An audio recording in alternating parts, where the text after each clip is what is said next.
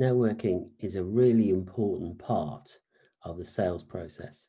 And so for a lot of you, you're going to get those contacts, those business partners, those relationships through networking. So, so let's, sorry. So let's look at the what network can do and why we should do it. First thing, it raises awareness about you. Um, you're going to sell yourself predominantly. So really, to begin with, it's all about you as a person. Are you authentic? Are you somebody that people can trust? And if that's the case, then you need to develop that awareness of who you are, what you're about. So, um, so that then leads you to gain a network of people that support you in solving problems. Now, you might think, oh, I'm networking with some of my competitors. Well, great. Competitors come together to form networks and solve problems. And if you can do that in a network of like-minded people, it's very, very powerful. And we've seen lots of cases of that over the years, with particular industries coming together, solving problems, sharing that USP, that knowledge, and ensuring that their industry move forward. So don't think of competitors as always being people you shouldn't talk to. By building strong relationships and rapport, we can build better client relationships, better stakeholders. We can build better relationships with investors. So it really is important on building those relationships. It's developing partnerships, leads and referrals. I've built lots of leads and referrals through networking. I've even, there's no stop, don't stop, always talk to people, always tell them what you're doing, always try and figure out how you can do some business together.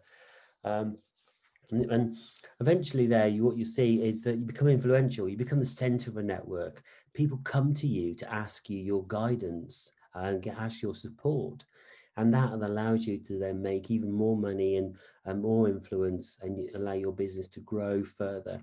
And ultimately, this is all about reducing costs, increasing productivity, and ensuring that your business moves forward. So networking really is one of the key skills that I see that we should have as entrepreneurs. Um, so good networkers are always looking for opportunities to meet and interact people. So if you've got yourself a conference to go to, you might see an exhibition. You walk along the stands of an exhibition, talk to people, get to know them, get to see what they want, what they're selling. And everybody has a need, everybody has a product that you could sell them. And basically it's a numbers game. The more people you meet, the more chance you finding somebody that is going to buy from you, or you can learn something from. So to get out there, meet people, and there's no stopping you on this. You got to keep on going. But when we come to networking, planning is absolutely important. Whatever event we go to, we've got to have a plan. Don't just go there and just hope for the best. So if we see that we're going to a trade show, for instance, or we're going for a conference, a trade show, we'll know who was there, what businesses are there. We know that they're going to be on the stand, so it's really easy to say, right, I'm going to rock up to this stand and I'm going to talk to the people there and find out all about what they're doing. Those guys are paid to tell you, so of course they're going to tell you. They're paid to look for leads. If it's a conference, then it's a little bit more difficult because you don't always know where people are. Certainly when people are doing their talk or their speech or their presentation, you've got an opportunity to know where they are at that point. And so therefore, it's a place where you can hang around afterwards or before. So also, people are a little bit stressed before, so they don't like talking. But what you've got to do is figure out what that person knows, who they know. If there's some mutual friends, that's a fantastic way of sort of breaking that barrier. But also, what's in it for them? when you think about that, it really becomes quite difficult. Well, I'm just trying to sell them something. Well, they, everybody's trying to sell something, but what is in it for them? How are you going to make their life easy?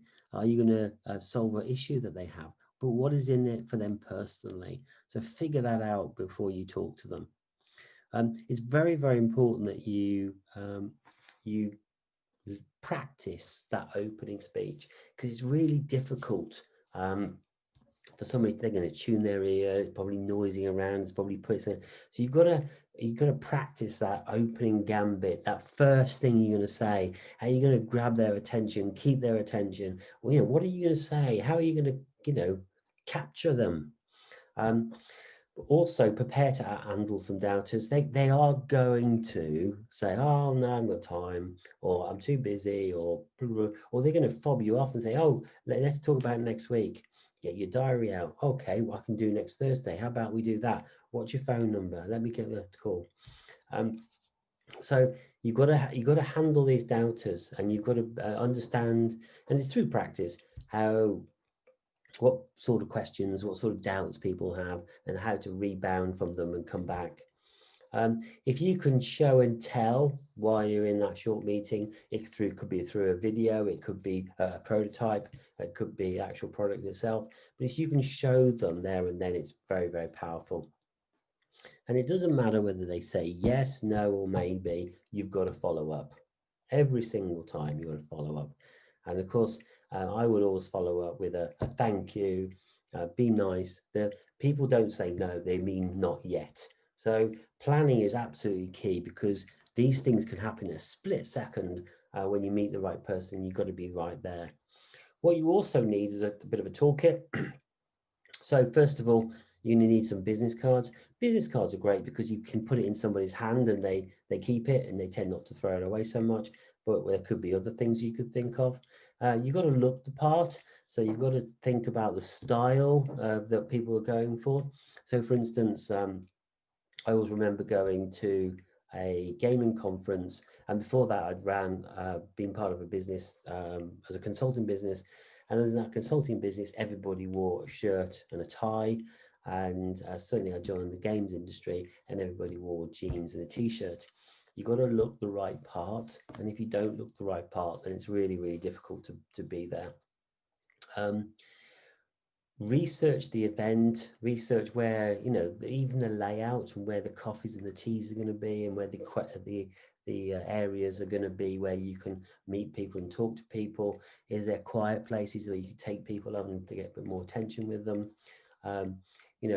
Where's the main auditorium? How do you get through these places? So look at the layout, look at where things are going to be, look at where people are going to be, plan this out properly, and you can get the most out of it then. And this plan that you have really is good. Now, one of the things here, we're in 2020, 2021, one of the things that we see is that everybody's on the internet. So if you're going to an event or a networking event and you see that you want to meet, let's say, the head of Tesco's, right? But the head of Tesco's, you Google their name, you can find out who they are, but that they're probably going to be there with a couple of other of their senior leadership team. You can Google those. And the thing is, what you find is people stay with people that they know. And through things like LinkedIn, you can see who they know. You can also get their photos and put it on your phone, so you can see who you're looking for and about for. So, for instance, if you know that, let's say one of the other executives is in this room, eventually they're going to meet up, so you can kind of stalk them a bit. So this sort of preparation of who knows who, it's not unreasonable to go and talk to one of those other executives, start to get that relationship going, and they can introduce you. So think about all those sort of things, about how the event's going to work out. At the event, you're gonna have about 60 seconds maximum to do your pitch. We're going to talk about pitching a little bit later, so don't worry about that. But you've got to have this pitch absolutely off pat. You've got to just be able to pitch. Don't be afraid to go around the event and meet people, build rapport. The more you talk to people, the easier it gets.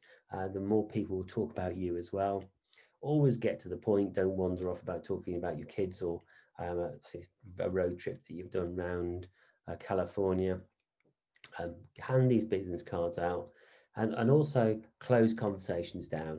If you do get into that, you meet the guy at the bar and he starts talking about his kids and his road trip, you got to get out of there, because you're not there to understand somebody's road trip around America. You've got to get to the point, find the target, find the people you're going to do business with. After the event, we've got to maintain that network. So we've got to follow through with the thank yous. We've got to follow through with the meetings. So we've got to follow through with all those things. We've got to re-establish those contacts to make sure you are dependable, responsive, organized, courteous. You've got to be a great person. It's a great way of looking at, I typically use LinkedIn to link up with them and follow through them. I'm constantly posting things on LinkedIn so people could follow with me, but also with things like emails, putting their emails in your Outlook or your contact address book, and being able to periodically send them an email saying, oh, I just found this, or thought that of you. Those sort of emails are very, very powerful, because people think, oh, well, you thought of me, it's brilliant. Okay, so this is absolutely key to getting those leads. Now, not everything is physical, especially in this days. There's quite a lot of virtual stuff going on. And so I'd like to introduce you to what we call here the social networking wheel. And as you can see, there's quite a bit there. So what I'm going to do is just expand it a little bit. So what you can see here is each one of these social networking spines that go out from the center. Different types of social media are good for different types of businesses. So if I just put, for example, on the left-hand side there, we've got pictures. So we've got Picasso, Flickr, Instagram. So there's so if you have a business and you maybe saying you're selling products which are very visual, then this is a great way to sell your products by putting it out there.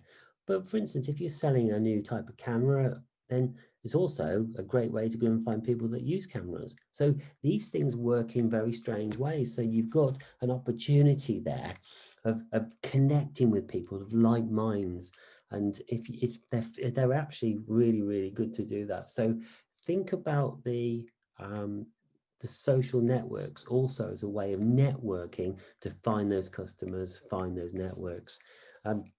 So this is called the social network wheel. Just Google it, download it. It will be available in the slides as well. Typically, a lot of people have some really negative views of a salesperson. We typically think, if I say the salesperson, we simply think of the guy there, the double glazing salesman, the used car salesman, those sort of people who it's all in a small print and they're hoodwinking you into buying something that is actually something you don't want. And this is very, very strange, because a lot of people buy lots of things, and a lot of people are quite happy buying things and happy buying products and buy them over and over again. So the salesperson has this sort of binary way of thinking about it. But actually, as an entrepreneur, you are going to be somebody that's involved with sales. You're going to have to sell something. Otherwise, you're not going to really have a business. The good news is that everybody sells. So when you're a 4-year-old child or 5-year-old child and you had an issue and you wanted some sweets, I'm sure that you could persuade your parents using some form of sales technique that you wanted those sweets.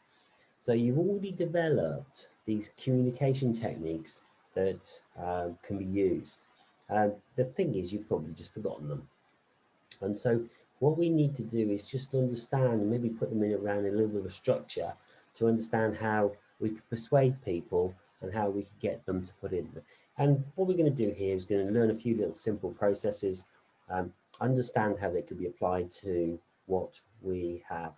So the first thing I want you to do is to think about, name some customers or partners that you have. So if you just sort of think for a second or two, name some of the customers or partners you're going to use.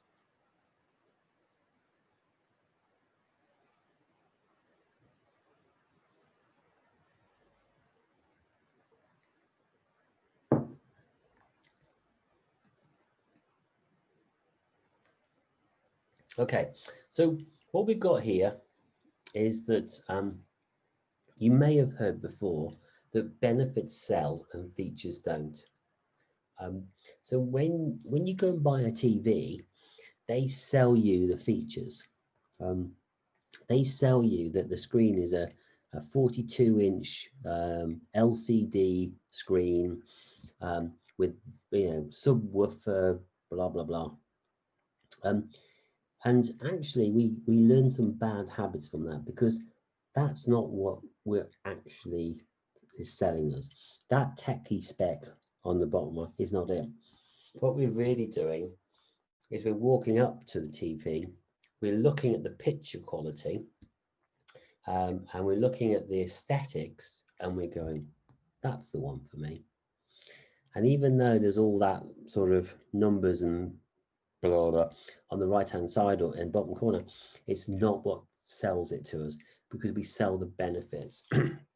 So every single time, and it's the same with cars, you know, 2.5 litre diesel engine, blah blah blah. Those are the features, and they're not the benefits. The benefits of a bigger engine is that you can go faster, or you can go for longer, and it's more reliable. So what we've got to get you to understand is, what are the benefits of the product or service you're selling? Very, very simple. So we need to understand that, because people are going to buy based on those benefits, and we need to be able to articulate them. The second thing here is people buy on emotion. There's very few people on this planet that are going to sit there and buy on the logic. There are a few, but most of the time it's on the emotion. It's on how it makes you feel. How do you emote, what the emotional attachment of buying that product could be. So think about those aspects. The easiest example is a car. What is the benefits of a car? So if a car has 4 doors, you know, you'd say this car has 4 doors to accommodate a growing family. And we all know that you know, couples that start to have children need bigger cars. It's quite hard to get these big, hefty car seats and things into the car, so we need plenty of space. We're going to be able to get in there and get those done. We also know that people buy cars because they saves petrol. So you could be saying, oh, I'm giving you a 4-litre engine here, and which is a very large engine, but it saves you petrol rather than the 5-litre engine. So yeah, so people do that, and of course electric cars are even less apparent. With this car, you'll draw lots of attention. I'm sure a lot of young men like to get their cars and drive them down, and the more attention it draws, the better. So what we need to do is understand the benefits of your product. So again, just sort of start to scribble down some ideas. That'd be great. So if you just think about that for a sec.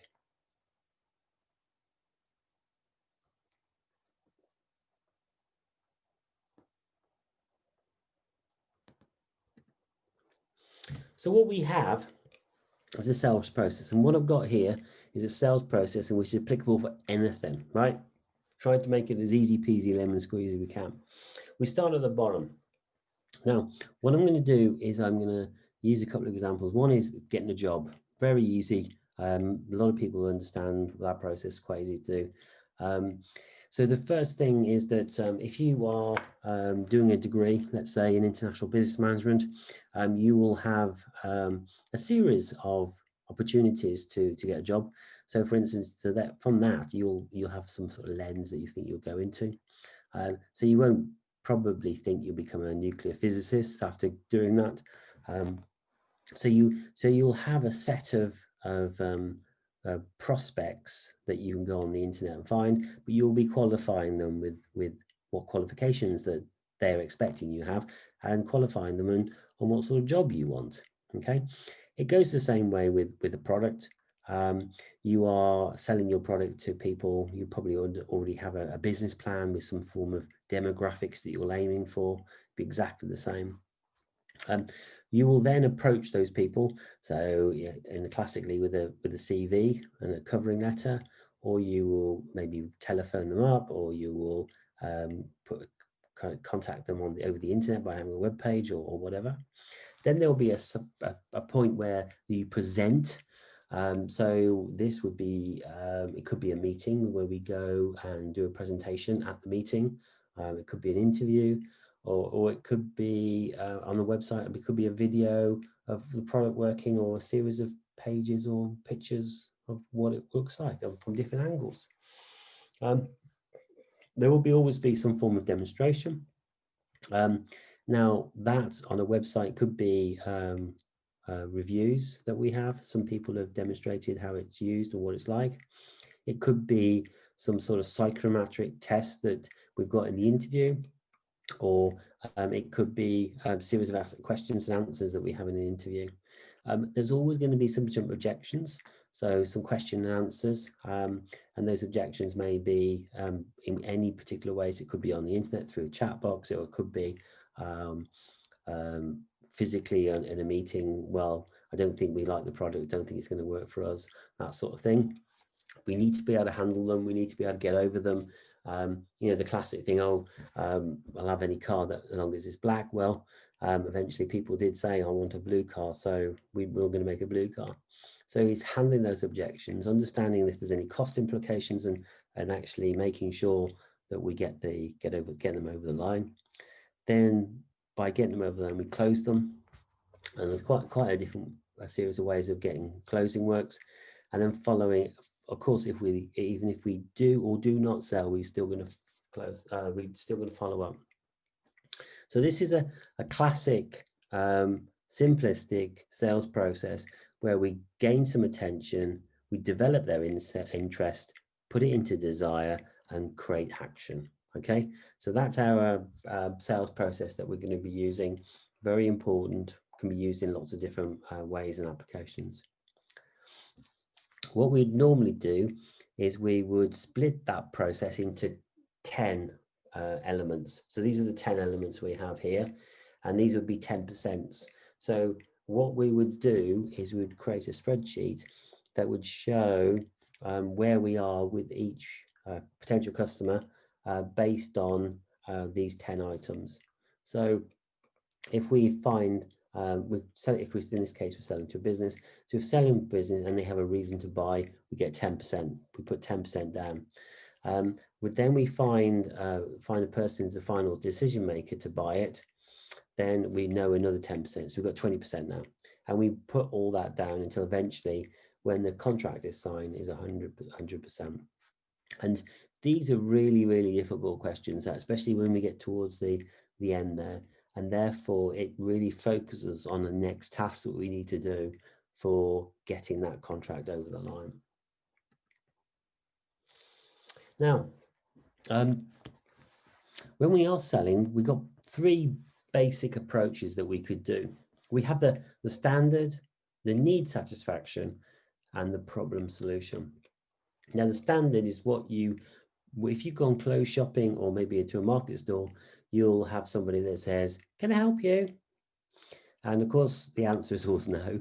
But normally, if they'd had any form of training, they would maybe start talking to you and saying, so for instance, if you are going down the high street and you have maybe a charity, they will come and say something to start off the conversation. And that sort of standard pat statement, they basically have to remember a series of sentences to say to you to get you interested. It's all been pre-agreed by a marketing business and the business itself.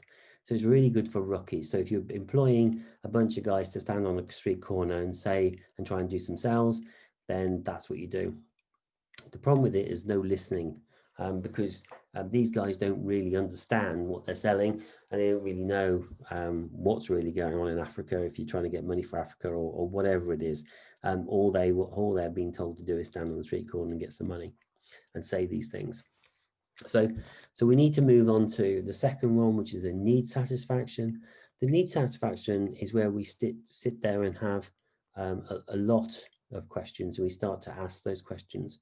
So for instance, if we were doing training, we're going to go into a business and provide them with a series of training to accommodate a new regulation or law.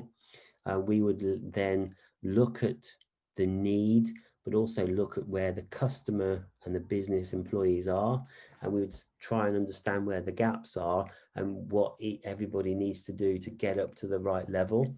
And so we'd be asking lots of careful questions and finding out what it is we need to give that customer and those group of people inside it to ensure that they match the regulatory framework. And then finally, we have a problem solution. And this is where we do a full analysis. So if you think about, if we're going to build a bridge over, I don't know, over the River Severn or over River Thames, every single bridge is going to be different because it's always in a different location. And therefore, we would probably do a very detailed problem solution analysis to ensure that solution actually solves the problem. Okay, so those are three basic ways of us to move forward in a sales process. And of course, you are going to start with the standard, and then you're going to move into the needs, and then you'll probably hopefully have a problem solution, because you can make more money as these goes on. Okay, now with that in mind, we need to start thinking about selling. And one of the easiest ways is the telephone. Okay, you probably found that people do ring you up and try and sell you things. You can never sell anything over the telephone. You never have been able to. However, you can get people interested. So remember, on the sales process, we can get your awareness. We can get you to be interested in something over the telephone, and it still works today. So if you are especially B2B and you're talking where we're selling business to business, we can start talking to people over the phone. Their phone numbers are on their websites, so it's really easy to follow them up. However, we need to be prepared. So first of all, we need to know what our product inside out. We need to know what we're selling. Okay, we need to know about the industry, our competitors around us, and we need to be able to talk about the pros and cons of those competitors in a very intelligent, in-depth way. We need to know the basics of the customer needs. So why do they particularly want this? What's their real, what problem we're trying to solve? If there's any people in common that we have, so we may be supplying to XYZ company already, and they may know them, and that's a great way of getting through the door. And more importantly, right at the end there, we need to believe in ourselves, the company that we're working for, and also the product. And if we don't believe in ourselves, then we shouldn't really be there. So there's a little bit of preparation to do before we even get ready to think about the call itself. For the call, we need to have a written plan. I like to get a bunch of post-it notes. So I like to get a bunch of these sort of things, and what I like to do is write down some of the questions that I want to ask and some of the other ways. So if they answer the question one way or another way, I can follow the post-it notes and well that. The reason I do that is I like to stand up when I'm making a phone call, because I have a better presence, I have better posture, and I have better breathing. So I always like to get prepared that way. So I got myself a plan. I'm going to ring up, and of course I'm going to say, hi, is John Doe there? And the administrator or the person will answer the phone and say, oh, sorry, he's away for this next 2 weeks, he's on holiday. So you always need 2 names or maybe 3 names. So who do they work with? Who works for them? What are the other names that we can ask for? Okay, because normally if one person's on holiday, the other people aren't, because otherwise there's nobody there or nobody can answer these things. So always get yourself 2 or 3 names. As I said previously, you can always use that You can always find those by going online, LinkedIn, and other things. Always have a list of objectives for you and your customer. So, so if they say no, would you like a free trial? If they say we're not sure about it, or can we do lunch?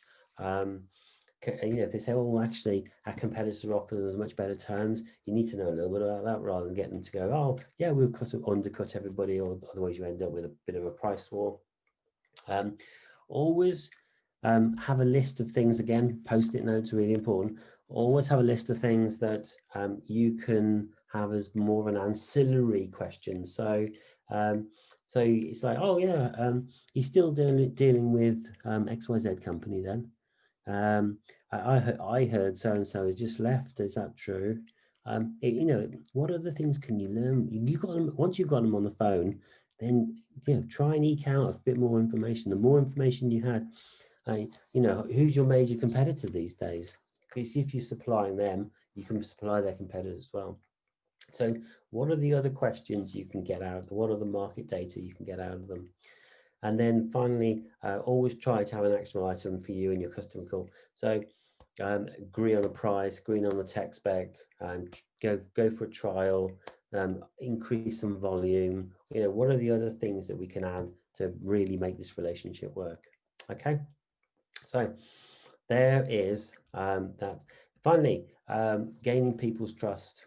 Okay, normally what happens here is that we made the phone call. They say, oh, come on next Wednesday, we'll come and pitch it to the senior management team, and you have to rock up there. Now, I always remember I used to live near Birmingham, and I used to go into Vodafone's headquarters, which was their media headquarters was in the Strand, London. They always seemed to pitch it for a 9 o'clock meeting for us, which was a pretty painful thing, which meant that we kind of needed to get towards the Strand for about 8:15, because we need to be ready. There's always 2 or 3 of us that would go. It's always better to be in a team. Bit more presence provides keeps you all sane, also keeps answering questions and a bit more of a buzz in the room. So we needed to be there sort of 8:15. Getting across from Houston Station to the Strand is a good sort of half an hour at best, maybe 45 minutes. So we need to be into London for, let's say, 7:30. A couple of hours to get from Birmingham, so we're now talking just after 5. So you're getting up at 4 o'clock in the morning for a 9 o'clock meeting. And so it's always quite difficult because you need to plan and pace yourself, and by the time you get in there, you've already had half your day already. So it's really important to understand and get that pace and understand about making sure you're on their time. Of course, if you got delayed and you didn't have that buffer time, they only allow you 45 minutes, an hour, and then they move on to their next supplier anyway, because they put all their suppliers together. So it's really important to read the sign-in sheet. We used to understand who they'd met the day before, because these sign-in sheets just were like that. We could always find, we could always understand who else was seeing them. Typically what happened, they were looking for a portfolio of games that were going to release the next month, because you saw who they were brought in. Different companies would have different portfolios and would use different genres, so it would be quite easy to move that around. It's always quite important to have talk to the receptionist, talk to the person that's on the door.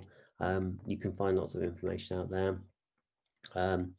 Never talk in the toilets or the lobby or the elevator, especially on the way in, and especially on the way out, because you never know who's listening.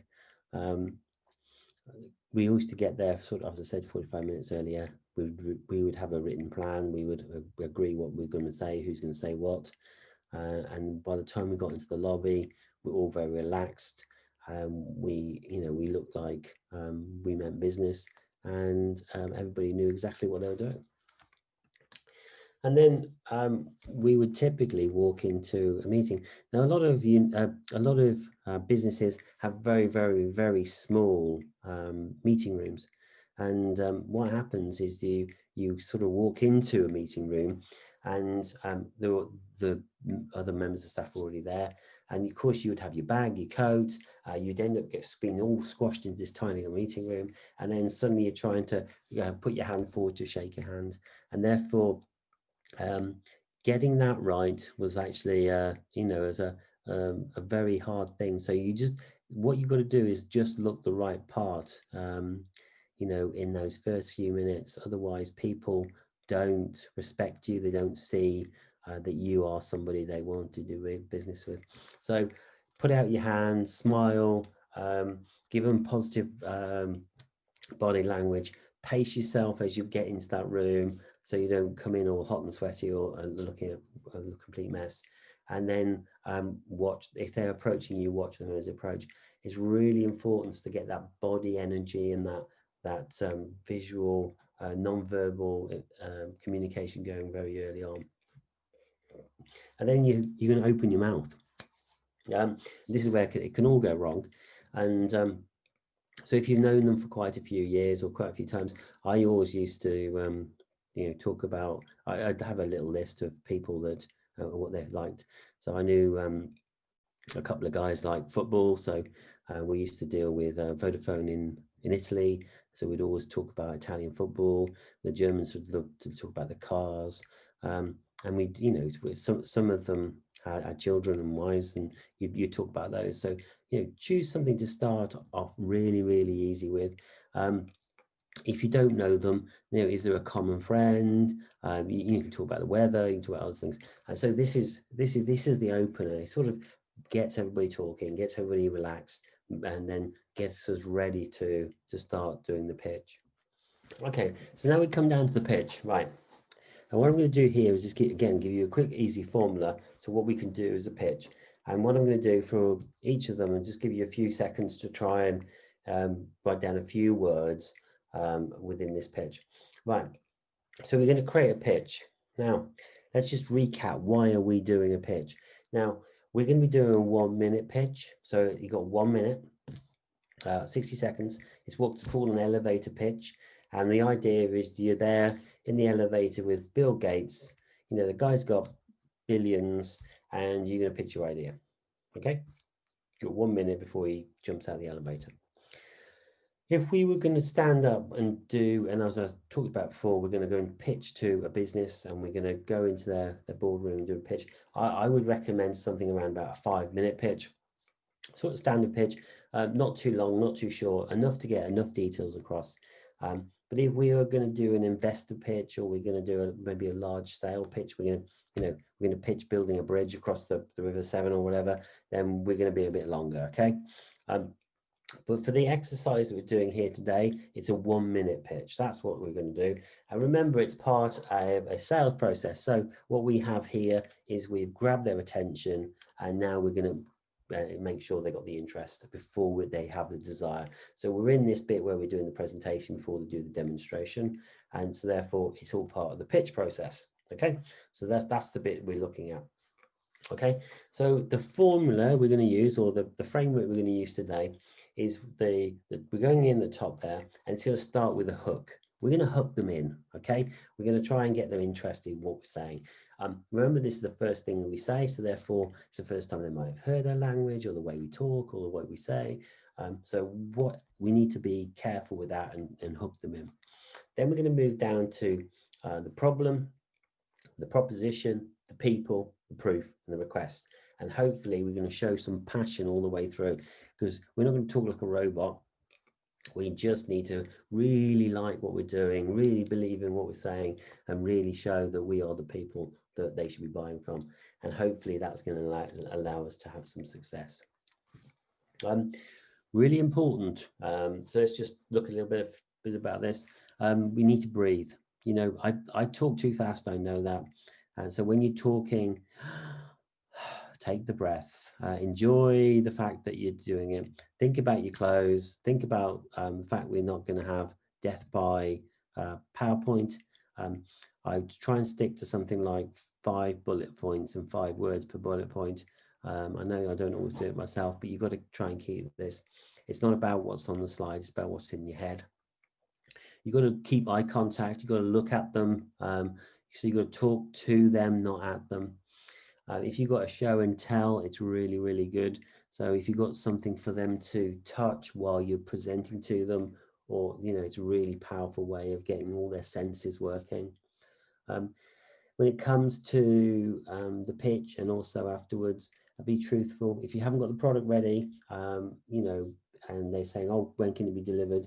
You can just be honest with them. Say, look, I need to get the production line working first, but you're the first guys on there. I can do it to your specification. You're going to have what you want. And that's the way to do it. Don't go, oh, yeah. And most importantly there, take your time and enjoy it. You're only going to do this once at that time in your life, so you might as well enjoy every second of it. Okay, so let's look at the hook. So the first thing is that your prospect is entering the sales pipeline here. So you've got to make sure it's conversational. You've got to make sure it's something that they get involved with. You've got to deliver with some confidence, so they believe what you say. They believe that you are providing a powerful, meaningful pitch. And if you get a favorable interruption, that's brilliant. Okay, don't allow them to just sit there. You know, if you go, oh yeah, that's really true, I get that. You know, that's a great way of them interacting with this, and it actually creates that sort of in connection with what you're talking. So therefore, you need to make it engaging. Remember, again, this is about selling the benefits, not the features. So, and remember, people buy on emotion, not logic. So what we're doing here is we're having a sentence which talks about benefits, talks about emotion, and makes it conversational. So what you need to do is think about that sentence in the presentation. Then we move on to the problem. And again, we're having a couple of sentences here. And the sentence would be, what problem do I solve? How big is the problem? And that could all be in one sentence, really. Who is my target customer? And what else is in the market? Now, a lot of people will say, oh, we're the only one in the market. There's no such thing as others. And the thing is, everybody's competing for everybody's money. And therefore, there will be some money in somebody's wallet that they are thinking of giving to somebody, and you're going to take that and take it away, and therefore you are competing with that other company. So it could be anything, and it's just working out in the customer's mind who else is they currently planning to give that money to. Okay, so that's the problem. Okay, again, in your pitch, you could have a sentence on each one of them. I've got a template which I'm sharing, and you could just get all that into a couple of sentences. Okay, then we move into the proposition. Okay, so we talked about the problem, what the problem is, and now we're going to tell them how we're going to solve it. So in one sentence, as explicit as you can, what is the service, product, or company? What is the cause? What is it that you've got? Okay. Then what is the unique selling point? How is this unique to anything else on the planet? Really important. And remember, everybody's got a phone. Everybody can Google. You know, if you haven't Googled that you have got competitors or that something else is unique, then you're going to look pretty full in this presentation. So make sure that you know who your competitors are and know how unique. What is the business model in terms of the revenue model, cost model, i.e. how are you going to make money is really important there. Bring that out.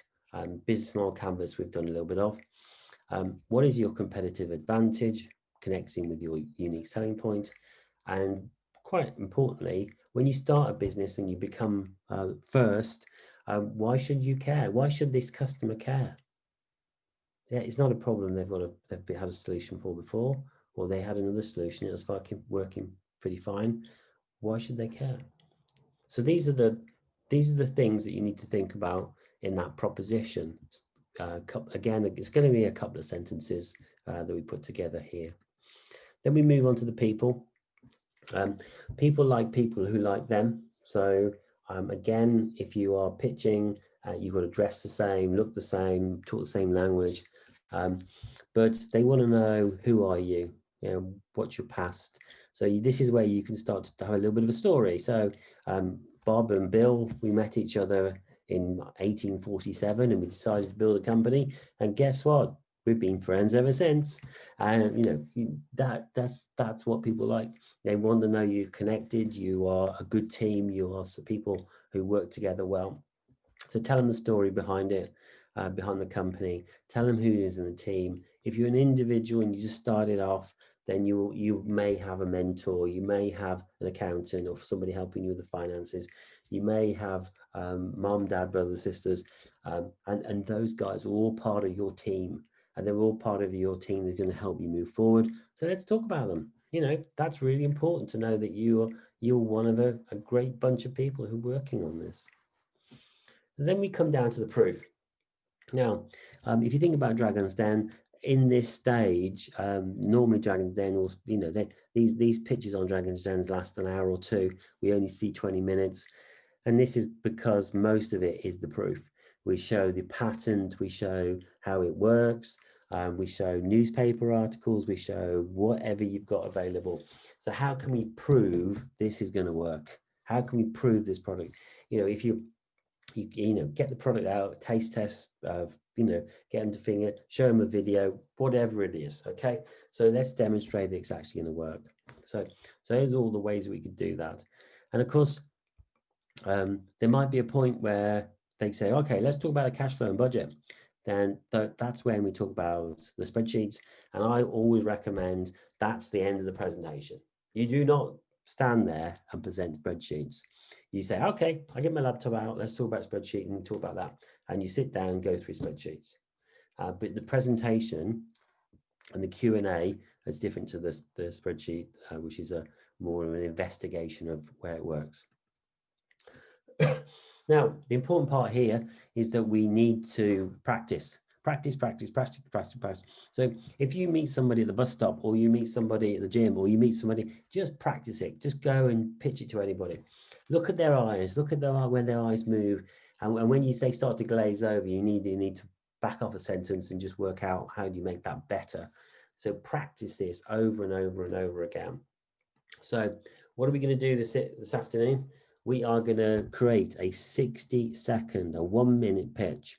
And we're going to use the following structure. So we're going to create about 150 to 225 words in that structure, which is your pitch. So I'm going to leave that on the screen now. You do have this in a Word document, which I've shared with you. And I'm now going to give you 10 minutes to try and come up with a pitch which you can do online with us. Good luck, guys. I'm going to be around for you to talk to me. So cheers. Thanks.